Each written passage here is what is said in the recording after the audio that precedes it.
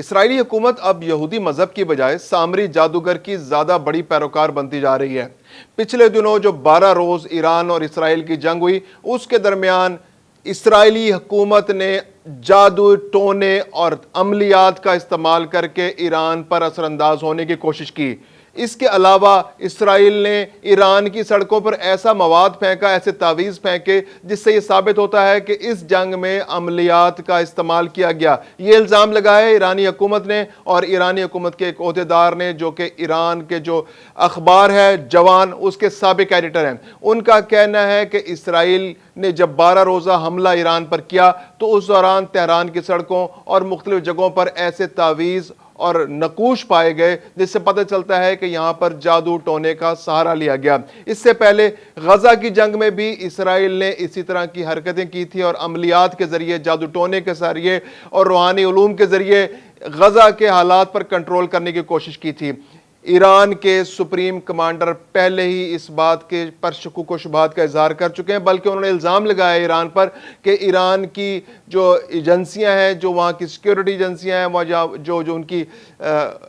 Intelligence ایجنسیاں ہیں، وہ جادو ٹونے اور خفیہ معلومات کے حصول کے لیے جادو ٹونے اور عملیات کا سہارا لیتی ہیں۔ میں ہوں خرم کلیم اور آپ دیکھ رہے ہیں 24 ڈیجیٹل۔ پچھلے دنوں ایران اور اسرائیل کے درمیان ایک بہت بڑی جنگ ہوئی۔ 12 روز جاری رہنے والی اس جنگ میں ایران اور اسرائیل دونوں کا شدید نقصان ہوا۔ اسرائیل نے ایران پر حملہ کیا اور ایران نے بھی اسرائیل کے دانت کھٹے کر دیے، اور جہاں تک ہو سکتا تھا اس نے اسرائیل کا منہ توڑ جواب دیا۔ اس سارے عمل کے دوران ایک نئی صورتحال سامنے آئی ہے۔ ایران کی سڑکوں پر ایسے نقوش اور ایسے تعویذ پائے گئے اس جنگ کے دوران، جن سے ثابت ہوتا ہے کہ اسرائیلی لوگوں نے، اسرائیلی فوج نے عملیات کا، جادو ٹونے کا اور خفیہ روحانی علوم کا سہارا لیا تاکہ ایران پر کنٹرول بنایا جا سکے اور اس جنگ میں زیادہ فائدہ حاصل کیا جا سکے۔ نیتن یاہو جو اس بارے میں بڑے مہارت رکھتے ہیں، ان کا انٹرسٹ ہے اس چیز کے اندر، عملیات کے اندر اور جادو ٹونے کے اندر۔ تو یہودیوں کے اندر ایک ایسے گروہ پائے جاتے ہیں جو قبالہ ایک علم ہے ان کا، اس پہ ان کا خاصا عبور ہوتا ہے۔ تو ان لوگوں سے نیتن یاہو نے خصوصی طور پر رابطہ کیا، اور جب جنگ ہو رہی تھی، بلکہ جنگ سے پہلے اس نے رابطہ کیا اور ان سے مدد مانگی کہ آپ کالے علوم کے ذریعے، آپ روحانی علوم کے ذریعے، آپ جادو ٹونے کے ذریعے، آپ خفیہ علم کے ذریعے ہماری مدد کریں تاکہ ہم ایران پر قابو پا سکیں۔ اس سے پہلے بھی ایرانی سپریم کمانڈر یہ بتا چکے تھے کہ جو ان کی انٹیلیجنس ایجنسیاں، اس کے اندر بھی خصوصی طور پر ایسے لوگ موجود ہوتے ہیں جو خفیہ علوم کے ذریعے، جو روحانی علوم کے ذریعے، بلکہ کالے علوم کے ذریعے، جادو ٹونے کے ذریعے ایران یا دوسرے ممالک کے اندر سے معلومات اکٹھی کرتے ہیں۔ انٹیلیجنس ان کے پاس ہوتی ہے، غیبی علوم ان کے پاس ہوتے ہیں، یعنی وہ جو شیطانی قوتوں کے ذریعے وہاں سے انفارمیشن اکٹھی کرتے ہیں۔ یہ تھا سپریم کمانڈر کا الزام۔ اب اس الزام کو تقویت اس طرح ملی ہے کہ جنگ کے دوران ایسے نقوش ملے ہیں جس میں قبالہ کی جو سسٹم ہے، جو ان کا ایک قبالہ بیسیکلی ان کا ایک روحانی علوم کا ایک تصوف کا فلسفہ ہے، یہودیوں کے ہاں پایا جاتا ہے۔ یہودی بڑے ایکسپرٹ ہیں، قرآن میں بھی اس بات کا ذکر ملتا ہے کہ جیسے حضرت سلیمان کا جہاں ذکر آتا ہے تو وہاں یہودیوں کے جادو ٹونے کا ذکر آتا ہے۔ اس کے علاوہ ہاروت ماروت کا جب واقعے کا بیان ہوتا ہے تو وہاں بھی یہودیوں کی جادو ٹونے میں مہارت کا ذکر آتا ہے۔ اس کے علاوہ اگر ہم دیکھیں جو اس علاقے کی بات کریں تو بنی اسرائیل کے اندر جب حضرت موسیٰ کا دور تھا تو سامری جادوگر ایک بہت بڑا جادوگر تھا۔ جب حضرت موسیٰ جو ہے کچھ عرصے کے لیے طور سینا پر گئے، جب تو اس وقت پیچھے سامری جادوگر نے سارے لوگوں سے سونا اکٹھا کر کے ایک بیل بنایا اور اس بیل سے آوازیں پیدا کی، جس سے لوگ اس بیل کی طرف متوجہ ہو گئے اور اس کی عبادت کرنے لگے، یعنی اس نے لوگوں کو شرک پر مجبور کیا۔ تو وہ شیطانی قوتیں سامری جادوگر کے پاس تھیں، تو اس علاقے میں جو شیطانی قوتوں کا علم ہے وہ بہت زیادہ ان کے اندر پینیٹریٹ کر چکا ہے۔ یہودیوں کے اندر یہ جو قبالہ کا علم ہے، یہ ایک ایسا فلسفہ ہے جس کے ذریعے وہ شیطانی قوتوں پر بھی قابو پاتے ہیں، یعنی کہ جو بہت سارے جو اچھے یہودی ان کو کہا جاتا ہے کہ جو واقعی ریلیجیس لوگ ہیں، جو ان کی تورات پر عمل کرنا چاہتے ہیں، ان چند لوگوں کو چھوڑ کر عمومی جو یہودی ہیں، جو ان کے یہاں ریلیجیس لوگ بھی ہیں، جو کلرجیز بھی ہیں، وہ اس کو جائز سمجھتے ہیں اور اس کے ذریعے کالے علوم اور خفیہ علوم پر عبور حاصل کرتے ہیں۔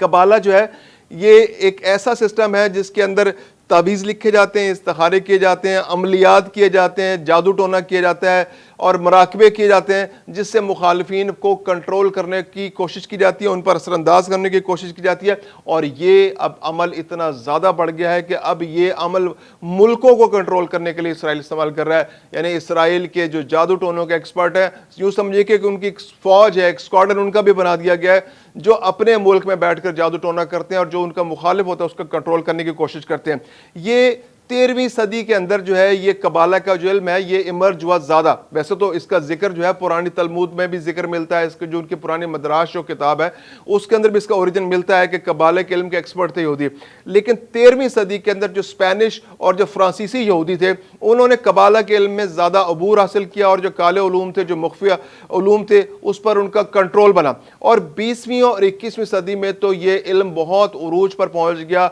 और लोग इल्ज़ाम लगाते हैं कि जो फ्री मैसन्स हैं वो भी कबाला के इल्म के जरिए लोगों के दिमागों को कंट्रोल करते हैं और अपने जो एक सोसाइटी, एक ओकल्ट सोसाइटी उन्होंने बना रखी है जो खुफिया तौर पर दुनिया में कंट्रोल करने की कोशिश करती है शैतानी कुव्वतों के जरिए। उनके अपने नेटवर्क्स होते हैं और वो लोगों को और ममालिक को और उनके जो सीनियर लोग हैं, जो पॉलिटिशियंस हैं, फौजी लोग हैं, उनको इस जादू टोने के जरिए, इल्म गैब के जरिए या शैतानी कुव्वतों के जरिए वो कंट्रोल करने की कोशिश करते हैं। ये इल्ज़ाम लगाया जाता है, इसको साबित करना थोड़ा सा मुश्किल है लेकिन इल्ज़ाम लगाया जाता है और बहुत बड़े बड़े लोग इस पे, बहुत सारी तहकीकात भी हुई हैं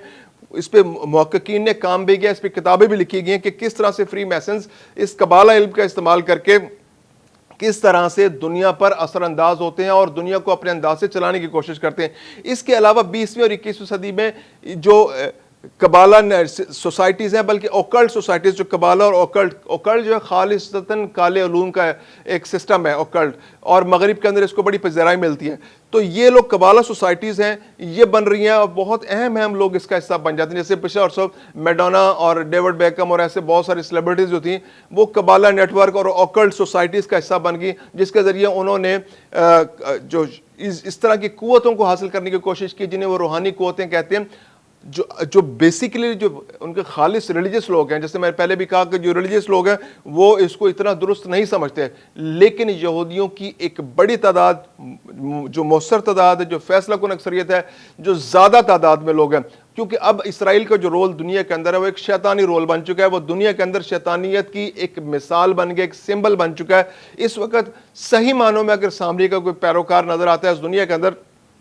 तो इसराइल नजर आता है। और जिस अंदाज से उसने इस अमल को इस्तेमाल किया है, और जो तेहरान की सड़कों पर और गज़ा में भी वो नकूश, वो जो तहरीरें जो अबरानी ज़बान में लिखी जाती हैं, वो तहरीरें मिली हैं, उन तहरीरों के ऊपर ऐसी चीज़ें लिखी हुई हैं कि जिससे ये पता चलता है कि इसराइल की कुव्वतों ने, अब देखें